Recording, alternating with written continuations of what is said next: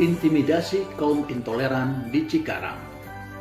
Pemaksaan dan intimidasi sekelompok orang kepada jemaat gereja HKBP di Cikarang bikin kita geleng-geleng kepala. Ini bukan sekedar intimidasi orang intoleran pada rumah ibadah dan jemaat gereja.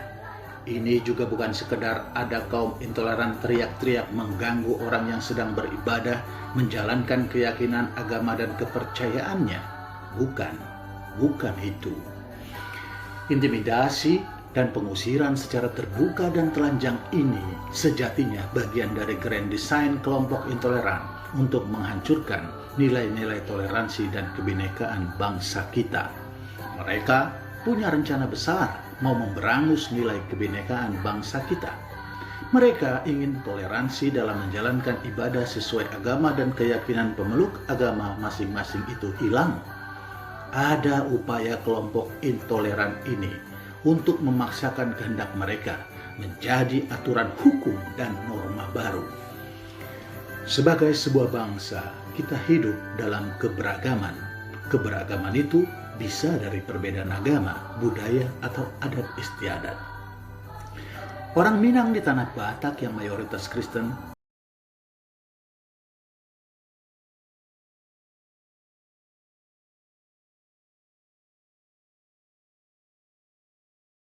Ya, beruntung juga video itu kemudian tersebar dan kejadiannya terekam ya oleh seseorang. Jadi bisa ada tindak tegas, entah itu dari pihak sekolah ataupun dinas pendidikan terkait.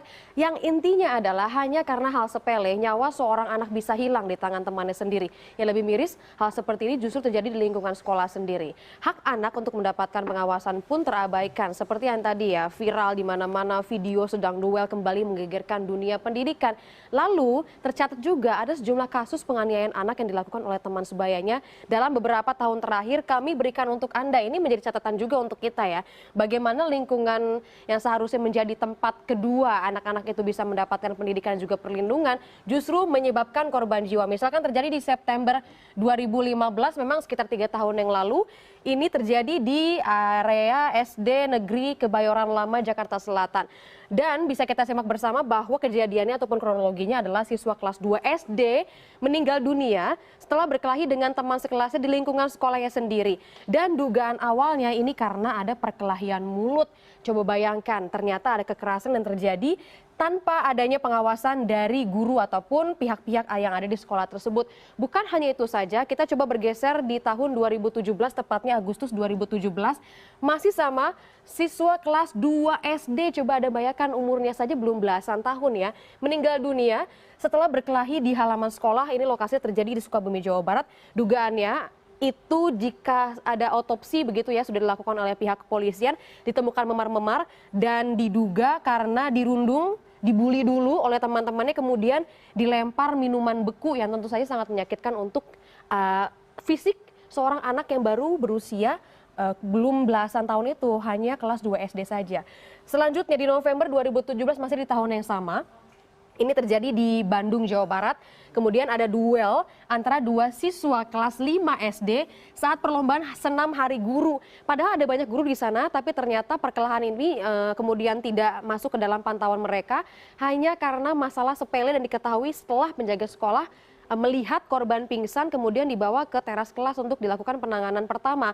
Namun sayang nyawanya memang tidak tertolong. Dan dugaan kronologinya adalah pelaku terganggu korban yang menyalakan motor bising. Nah, akhirnya karena ini ada korban jiwa, tapi memang korban ataupun keluarga korban menolak untuk diotopsi dan memilih menggunakan jalan damai. Jadi pelaku yang selama ini tinggal bersama sang kakek mendapatkan binaan di PPA Bandung sebab sang anak mengalami depresi yang sangat berat. Kita tentu saja ya harus coba menelusuri dan juga mengetahui sebab penyebab dan bagaimana akhirnya sekolah bisa lepas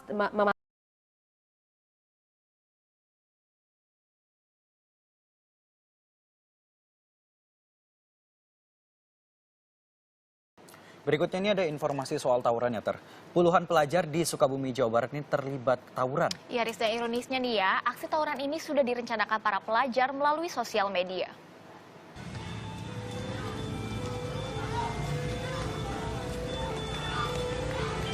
Aksi tawuran ini melibatkan para pelajar dari SMK Bina Teknik dan SMK Pasundan, Sukabumi, Jawa Barat. Tawuran terjadi di Pelabuhan 2 Februari silam. Warga sekitar nih bahkan ketakutan dan satu pelajar luka parah. Iya, ada buntut dari insiden ini, 30 pelajar yang terlibat langsung digiring ke kantor polisi.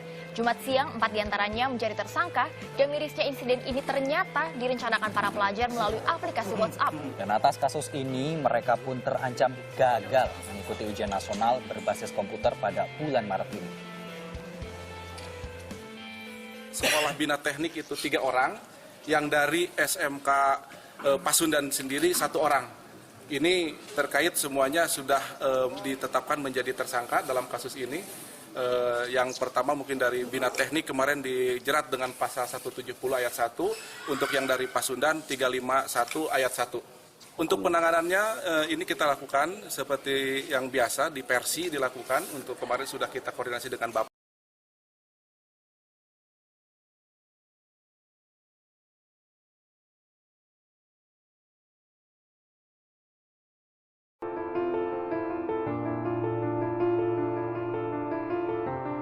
Jalan pulang, bawa getah, terus saya buang, jumpa orang itu, didatangi, saya ditangkap.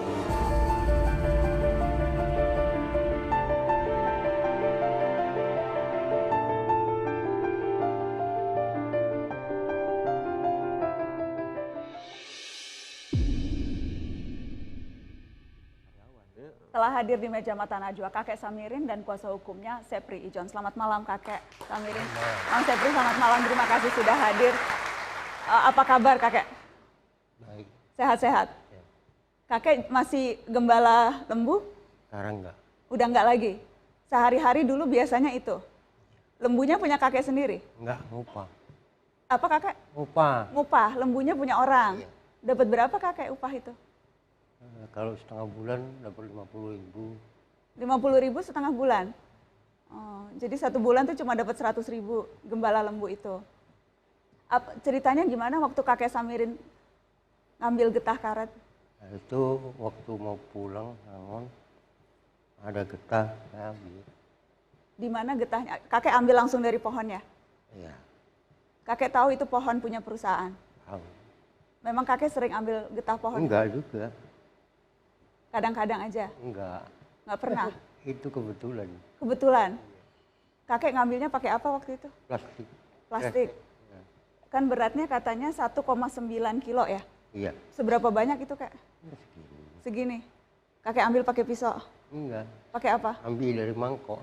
Dari mangkok? Iya. Jadi sudah jatuh-jatuh begitu getahnya? Kakek pungut? Kakek taruh plastik? Rencananya mau kakek apa kan? Ya, mau tukarkan rokok, kadang. Tukarkan rokok? Memang biasanya dapatnya berapa kayak itu? Enggak, baru itulah mau ditukarkan. Oh. Dan itu kan katanya nilainya Rp17.480. Nilai seharga sekantong itu. Iya. Biasanya tukar rokok aja itu. Ya, mau ditukarkan, belum ditukarkan. Belum sempat. Belum sempat. Terus kakek waktu lagi ambil langsung ditangkap satpam perusahaan atau seperti apa itu? Iya. Satpam perusahaan. Apa kata satpamnya waktu nangkap kakek? Waktu itu saya minta maaf, nggak bisa. Langsung dibawa. Langsung dibawa satpam. Memang satpamnya udah ngeliatin kakek dari jauh, kok tiba-tiba nangkap kakek atau Enggak. Kakek jalan pulang, jalan pulang? jumpa orang itu. Jadi mungkin ngelihat kakek karena bawa tas plastik hitam. Terus satpamnya bilang apa? Terus didatangi, terus tangkap aja. Terus dibawa ke? Ke Bistun lah, terus dibawa ke Polres. Dibawa ke Polres? Ke Polsek Serberawan. Di Polsek? Langsung nginap di Polsek? 1 malam. 1 malam? Keluarga kakek nggak ada yang tahu itu? Tahu. Tahu. Malam datang. Malam datang nengok kakek? Ya. Terus berapa lama kakek ditahan? Waktu itu 1 hari jaminan lurah, Mangulu. 1 hari, terus sidang. Selama sidang kakek juga ditahan? Belum, waktu dibawa ke Polsek, dijamin lurah lah, bebas. Sempat dijamin bebas, terus? Wajib lapor. Wajib lapor, oke. Jadi total berapa lama kakek dalam tahanan? Wajib lapornya 3 bulan. 3 bulan. Apa terjadi? Saya ingin ke Kang Asep, karena sesungguhnya kan ada perma tuh, peraturan Mahkamah Agung. Kalau tindak pidana yang dianggap ruginya kurang dari 2,5 juta, seharusnya tidak perlu masuk ke persidangan. Mbak Nana, ada catatan penting. Hukum tidak boleh pilih-pilih. Ya, di depan hukum sama. Yang beda itu di depan mertua, karena mertua boleh pilih mantu. Nah, satu itu. Kedua, penegak hukum tidak boleh pilih-pilih pasal. Kalau lihat faktanya jelas, ini KUHP pencurian. Tapi penegak, sekali lagi mohon maaf, penegak hukum memilih pasal. Kalau menggunakan pasal pencurian KUHP, tidak boleh diproses karena 2,5 juta tadi. Makanya dia kreatif menggunakan undang-undang perkebunan. Kreatif dalam tanda kutip ya? Ya, kreatif mungkin ya namanya lah, biasalah usaha gitu. Ya. Nah, ada perusahaan di belakangnya. Ya. Nah, faktanya pasalnya kan salah. Silakan baca pasalnya. Kalau faktanya Bapak ini ngambil itu pencurian sebenarnya. Ya. Nah, pencurian nggak bisa karena nilainya di bawah 2,5 juta. Tapi kreativitas tadi akhirnya menggunakan perkebunan yang pasalnya salah. Satu itu Mbak Nana. Yang kedua yang lebih penting lagi, ya, bahwa proses-proses selama ini yang menyangkut getah karet di mana waktu hakim juga pernah bertugas, pasal-pasal KUHP nggak pernah undang-undang perkebunan. Perkebunan bukan untuk orang-orang yang punya kearifan lokal yang biasa mengambil getah bekas. Jadi kalau getah diambil, loh, kok getah yang diambil kok diproses? Yang diproses itu perusahaan yang merusak alam dan lingkungan dan sekitarnya. Baik. Dan yang jelas kasus serupa banyak sekali terjadi dan itu yang akan kita bahas lebih lanjut setelah pariwara. Tetap di Mata Najwa.